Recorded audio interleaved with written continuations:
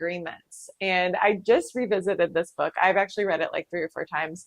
I originally heard about it when I completed yoga teacher training back in the day, and with Silvia Mordini with Alchemy of Yoga. And she really emphasized these principles and how to integrate them into your life on an ongoing basis, and that we can actually be able to transform ourselves from the inside out. And it really starts with ourselves. It really always begins with finding those connections with our principles and the agreements that we've made with ourselves. What do we believe to be true? And how does that affect our reality and the way we interact with the people around us? So much of our life is really designed around how we're engaging with other people and the belief system that we have around those relationships, around those dynamics, around those moments, then what's actually occurred. Perspective is everything, right?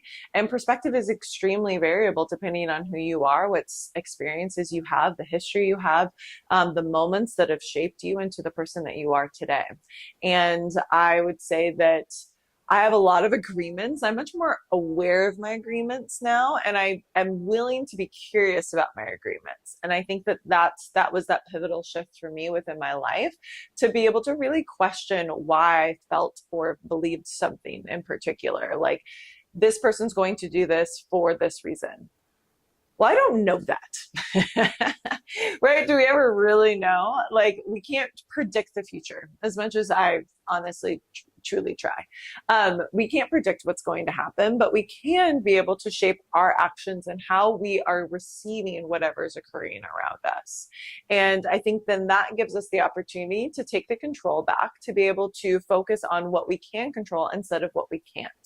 And also to be able to show up in the best way possible that we can. And that is ultimately all we can do in life, because there's going to be crazy curveballs, there's going to be eclipse seasons, there's going to be things that are really going to help us dig deeper into our own psyche, into our own programming, into the system and the programming that we were raised with, the belief systems that we incorporated from our families, from our parents, from our, interactions with other kids growing up, friends, family. Like, all of it plays a part into who we are and what we believe to be true around us.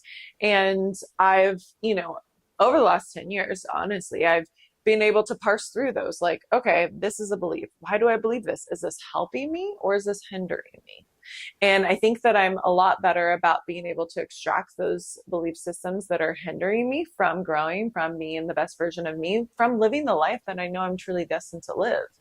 And when I'm able to pull those out, I'm able to kind of like break it all apart, be able to dissect it a little bit more, then I'm able to recognize the truths within it. And I'm also able to disregard some of the falsehoods that I might have been holding on to for a really long time, even unconsciously.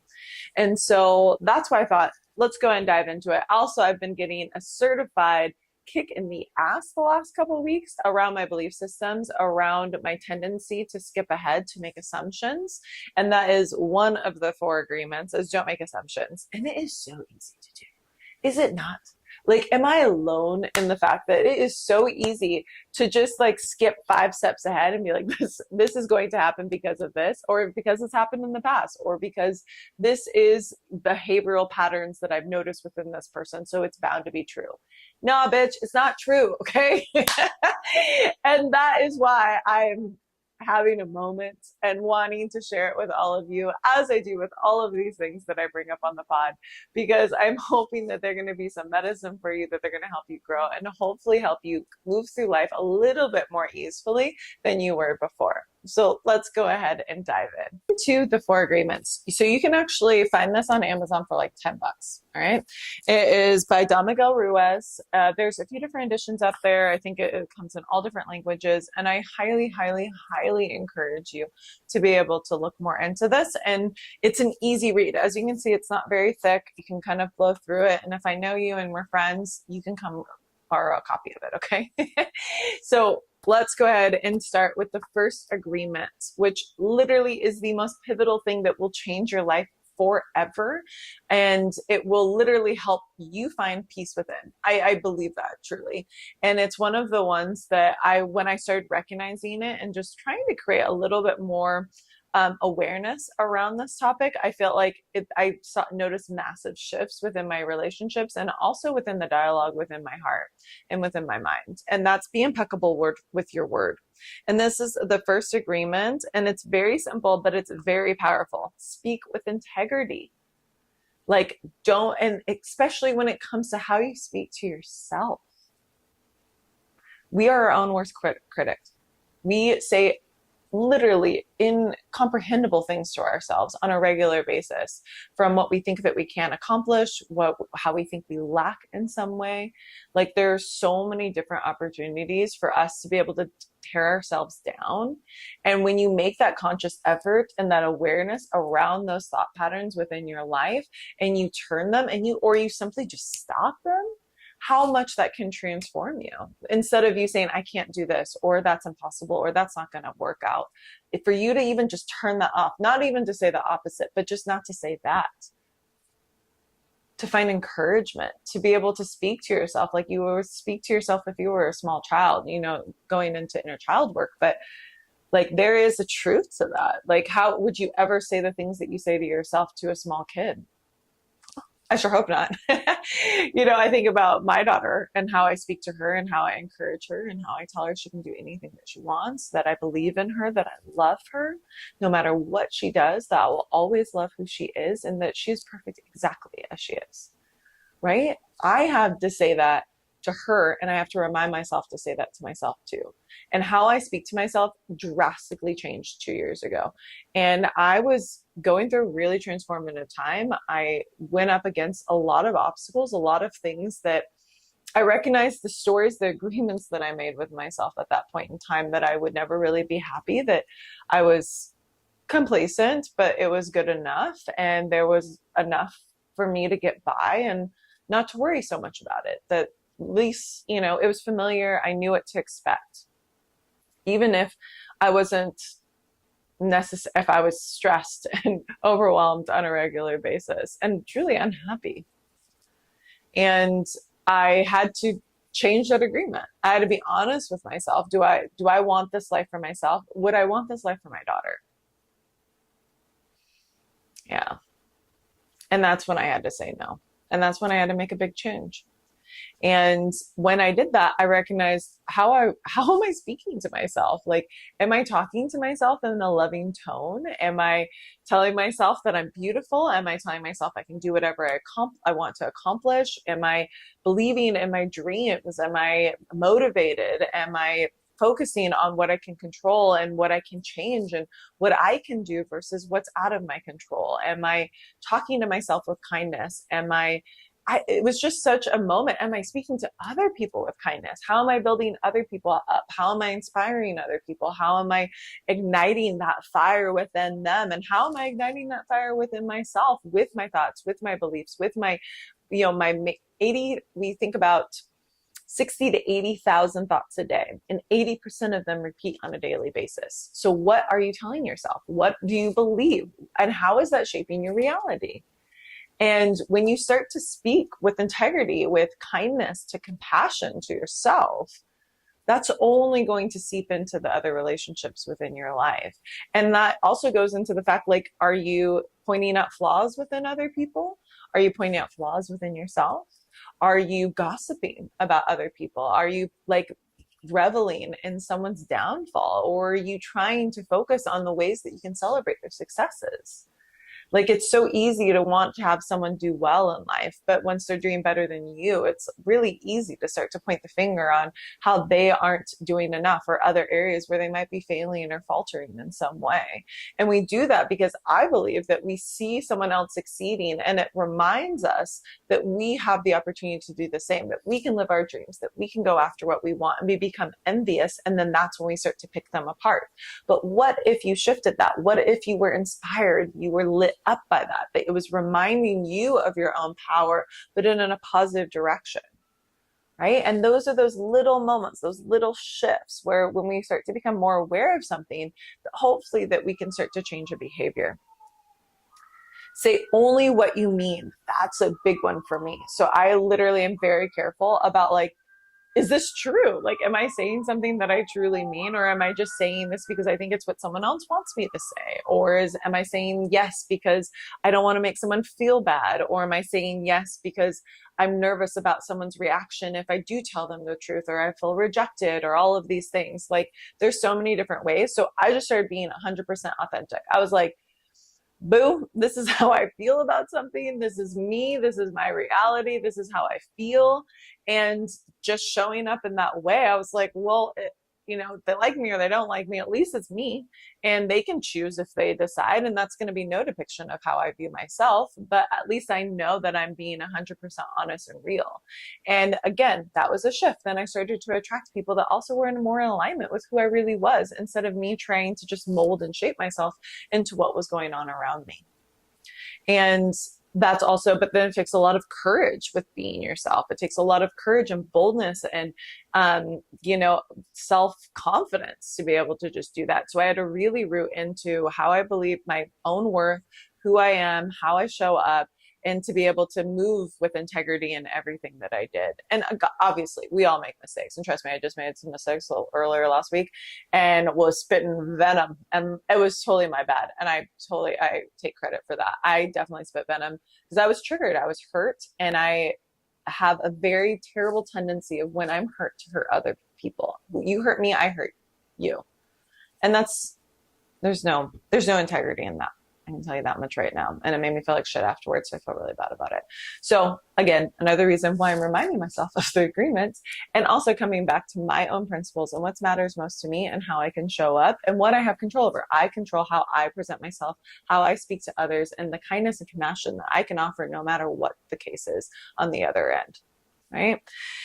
Use the power of your word for the direction of peace and love. Peace and love. I always say peace and love. I literally try to say that all the time because that is really what I won't lie. I was at this, this isn't funny. It's actually really fucked up, but I was at a wedding this summer and I don't know, I tend to trigger people in general because I'm just very much myself and I'm this dynamic personality, and I was floating around talking to a bunch of people at the wedding, and I won't lie, I was flirting with this guy, and thought it was true. Here you go. Still do. I always speak the truth. I was flirting with this guy, and I think it triggered one of the other girls that was there, and it was like a wife, and she was being rude. She's definitely being kind of a bitch to me, and I kind of disregarded it. And then I was standing over there, and I was chatting with them. It was like a different group. This is all high school too. It's like high school bullshit. And I was hanging out with another group. Anyways, it was kind of like I wasn't hanging out with my old crew. I was hanging out with a different crew, and so there was like this moment where I had to make a choice, and I was like, whatever, fuck this. I'm not gonna follow any of these things. I'm gonna do what I want. And one of the girls that I was triggering in this way, you can tell, got pissed, and then was like, well, you can't be here with us. You can't sit with us. Essentially, is what she said. And I was like, ugly. And then the guy was like, the guy that I'm kind of like talking to, he was like, what's going on here? And he was like, oh, is it because she's brown? Can you believe that? And then she was like, yeah, she can't be here with us because obviously she's mixed. And I was like, oh my God, I have not experienced blatant racism in so long. It totally caught me off guard. And it then transported me back to my high school and just gives you a sample of what my high school is like. And I was like, I am so grateful that I don't give a fuck. And I literally was like, oh my God, this is so wild. This is actually occurring. And I just like threw my peace fingers. I was like, peace and love to all of you. And I like walked away like so in my power, because I was like, I could easily lose my shit. And I thought maybe I should in a way. But then I was like, I want to make you feel like shit because of what you just did. And you know that it was wrong. And I'm going to be kind, and I'm still going to have a great fucking night. Like, this doesn't change my night. And then all of those people still wanted to hang out with me. And then they stopped talking to her. So I was like, anyways, I'll take that back. See, that was not peace and love. But that is a part of me. And that is a part that I have to own, is that I am very feisty. I'm a sassy, spicy little lady. And I used to really dim that. I used to try to push that down, and it would come up in explosive tendencies, which it still happens to me sometimes. And so I try to be careful about like letting it out naturally so that it doesn't overflow, so it doesn't boil over, and then it's just like I'm burning everything around me. you know, and that's hard. And that's still a lesson that I'm learning.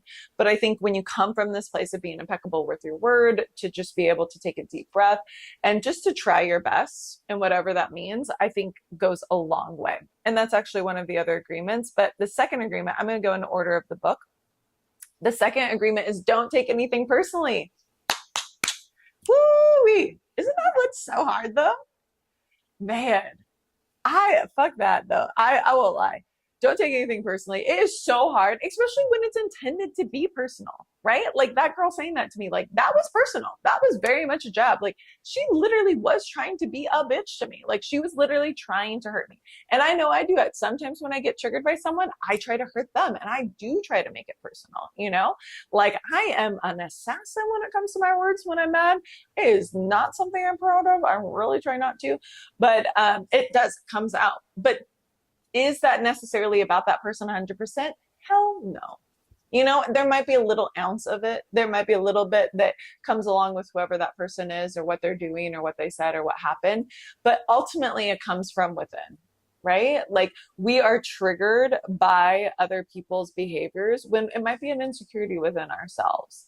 But when we own our truth and who we are and recognize that their perception of us does not change any bit of who we are on the inside, we are reminded that no one can stop us from doing our truth and being ourselves. And that's when it's like, if we are able to root down into who we are in our own power and our own strength and our own center, then we're able to not take things so personally, right? To not be also triggered by someone else's behaviors or their words, even if it's intentional.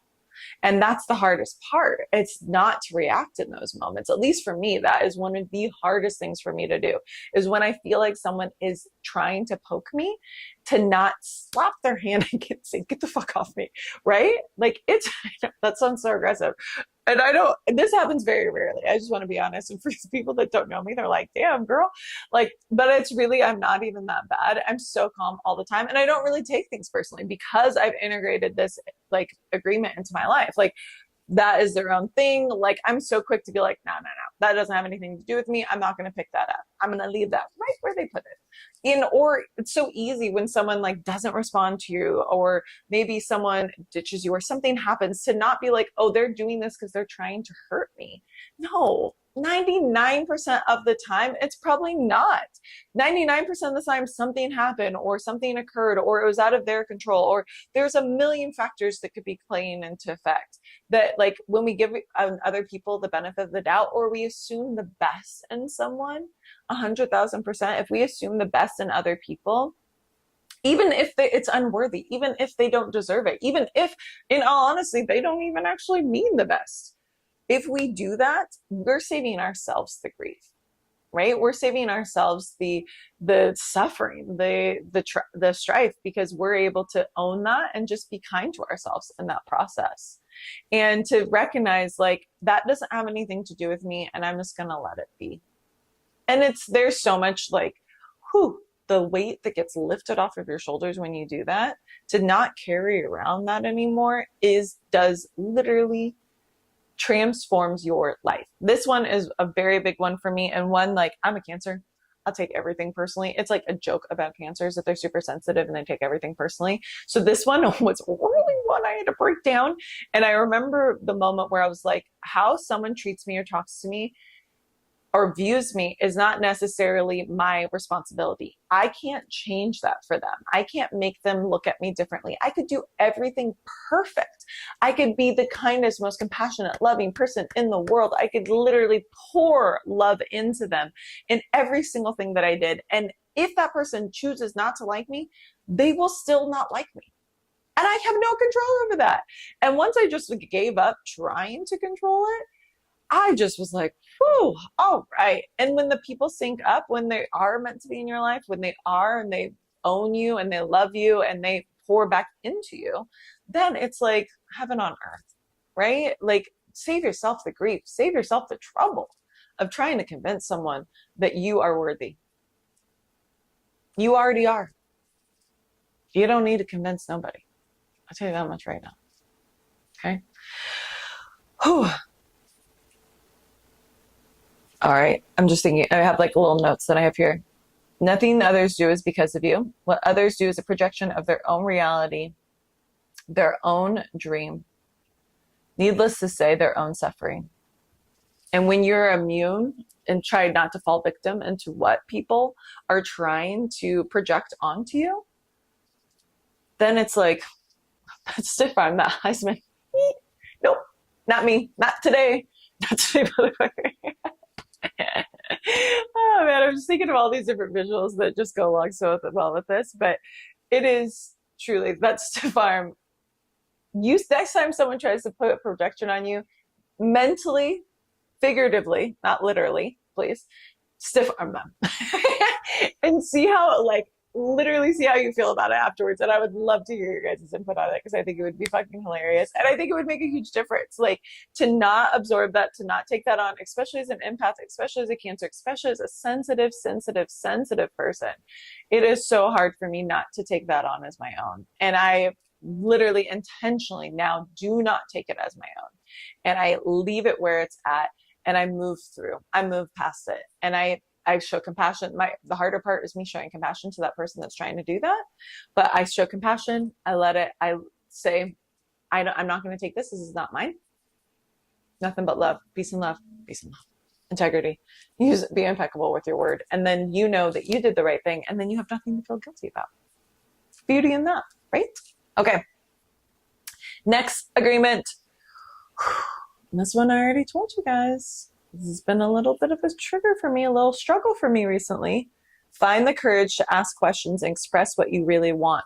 Don't make assumptions. I don't mean to be dramatic. I am very dramatic, but it is one of the ones that communicate with others as clearly as you can to avoid misunderstanding, sadness, and drama. With this just one agreement, you can transform your life. Don't make assumptions. If you don't make assumptions about things, then you are required to clarify. Where's the concept, right? For real though, if you think about this, if you don't make assumptions about what someone's thinking, about how they're perceiving you, what they are wanting, what they desire, how they want to move forward, what decisions they want to make in business and personal relationships and friendships and family with a child, like if you clarify, if you ask them, if you get real about what both parties want and what they need, like there is so much of a difference that can come from that, because then it's like, instead of drafting some idea that you've been dodged and like sketched in your mind of their reality when you don't know in the first goddamn place. Like you just don't know. Don't make assumptions. Like it is so hard to not. And I'm like a very intuitive person. I trust I got this sixth sense. I won't lie to you. It is actually extremely spot on 99% of the time. But there are moments when it is off. And also, I have to recognize my own willingness and do I dare say balls to be able to ask for what I want. That's where I struggle. Where I struggle is not jumping to conclusions and not inserting what I think someone wants into what they want. And to be able to have the wherewithal to be able to share, this is where I'm at, this is what I want, and this is what I'm hoping to receive. Because there's so much vulnerability in that, right? There's so many moments where they could reject me or they could say no. And that's so funny because in so many areas of my life, I can do this with no problem. And then there's other areas of my life where I shudder. Like it is literally like I have a visceral reaction to it. And so this is an agreement that I'm very much steeping in right now and that I am trying to understand and to be able to grow from, because I recognize the power in really being able to state what you want and to then also ask what the other person views. What are their feelings? Where are they? What do they feel? What is going on within them? And how do they really view the situation? What are they feeling? What's their hopes? What are their dreams? What are their projections that they might be having? And how can we work through those together? you know, and like, again, assuming the best in people too. And then also clarifying, like, hey, did you mean to do this? Because that really hurt my feelings. Like, did you, like, why did you do that? You know, like, those are conversations that we just have to have. And I think more often than not, a lot of people avoid them because they can be painful. We can be afraid of what the answer is going to be. So we just avoid it. And I'm an avoidant, you know, I have avoidant attachment style too. So then I just avoid it and I just assume things. But it's literally the fucking worst idea ever for anybody. So, like, recognizing yourself in the moments and areas where you're making assumptions. Is it like when you're thinking about asking for a raise, you assume that they're going to say no? If you are thinking about wanting to put together a party or something with your friends and you're like, oh, no one would want to go to that. Like, or you feel like you want to be able to, you know, share your feelings with someone. I had like one of my friends I was talking to, she was like, oh, I could never actually date him, like never. And then I was like, well, why don't you just talk to him? Like, he was like, oh no, I just know that he wouldn't. And I was like, if you don't know, how do you know? And then, but you don't know. So like being able to recognize that, to be able to own that, and to be able to integrate, like, okay, like, where am I making an agreement about what I think to be true? And how can I reduce those assumptions? And that's just to get bold. That's just to be clear. That's just to say it out into the ether, to be able to speak your truth and share that with the people around you and also with yourself. And from there, it can make a big difference in where you can project your life. And more often than not, asking for what you want, you're going to more likely to get it. And you keep asking until you get the yes. Like, how many times did people say, like, if some people hate Kanye, I love Kanye. And it was like, so many people told him no. And he kept going because he kept believing in himself. And then he got what he wanted. And then he became into a superstar that he is. But that's because he believed in himself. And he made the assumption that he was great. Like, no one loves Kanye like Kanye loves Kanye. You know? So like, he believed that he was great, and then he made that difference. He created the life that he wanted, and he knew that was true for him. And you can do the same goddamn thing. Okay. So if you're going to make an assumption that you're going to do something fantastic. Okay. And that is exactly how we finish off with the last agreement. And that's always do your best. And always do your best because you are worthy of the dreams and the hopes that you've created within your life. Always do your best because you can do it.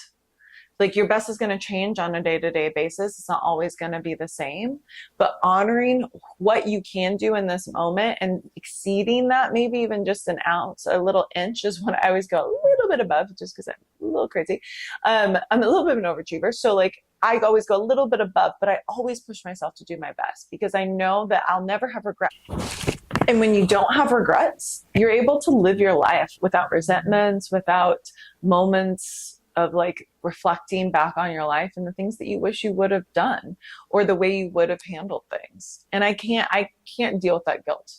I can deal with a lot of stuff, but that's one thing I can't deal with because I know, again, that's within my control. I had a say in that, and I chose to not show up fully. I chose not to show up as best as I could. I chose not to do that project or that piece of work or that art or whatever I created.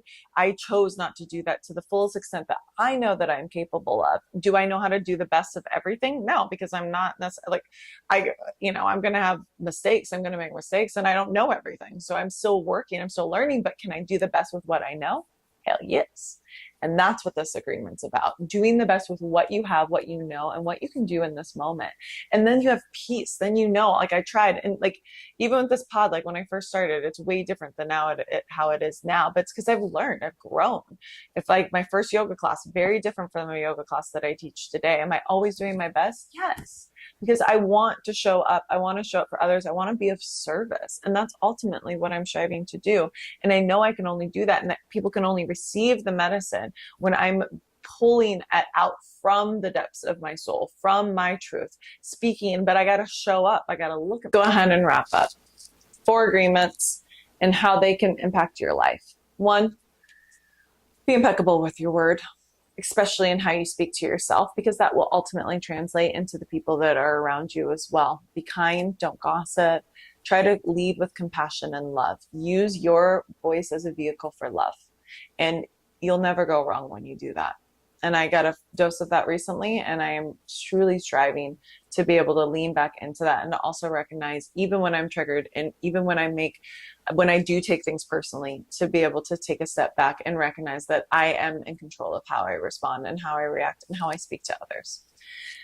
2, don't take things personally. Not an easy one, but one that will literally change everything. Don't take it personal. Recognize that someone's projections, their own truth, their reality, it can be drastically different than yours, but it's theirs to hold, and there's nothing that you can do to change it. 3, don't make assumptions. One of the hardest ones for me, hands down. Don't make assumptions. Ask and be clear about what you want and what you desire, and be able to show up fully to be able to see what the other person in the interaction is, how they're responding as well. Be honest with yourself about what you want and really only say what you mean. Last, always do your best, go above and beyond, show up like the superstar that you are, because you will never regret that. You will always be proud of yourself, and you will always know that you may have not done it perfectly, but you gosh darn did your best. And that's all we can really do in life. All right, namaste.